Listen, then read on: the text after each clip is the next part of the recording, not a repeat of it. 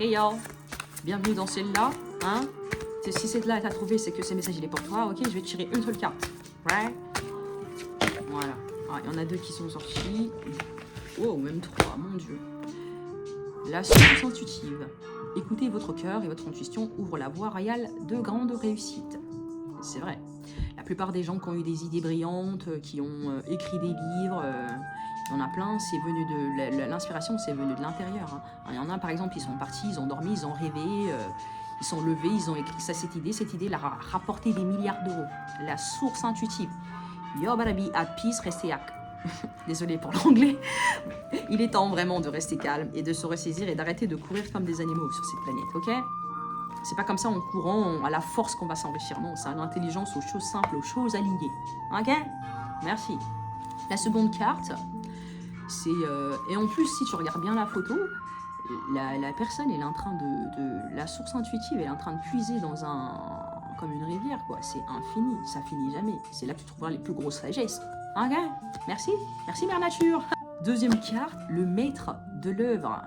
Et t'as vu ce qu'il a fait? Étape par étape, point par point, étape par étape, activité par activité, jour après jour, maître de l'œuvre. Ça, c'est le chemin des gens, des faiseurs.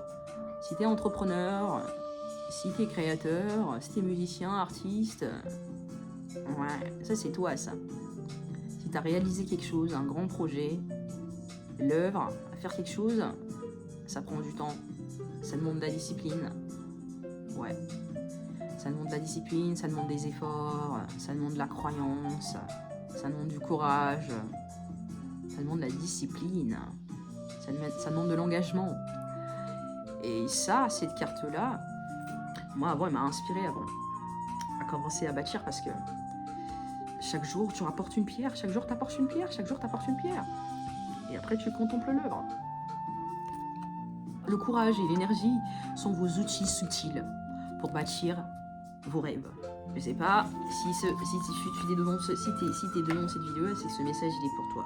Donc quelque chose qui te rôde dans la tête ou je ne sais comment, mais loupe pas le message, ok? Dernière carte, la réussite incarnée. C'est dingue ces cartes-là, comment ça?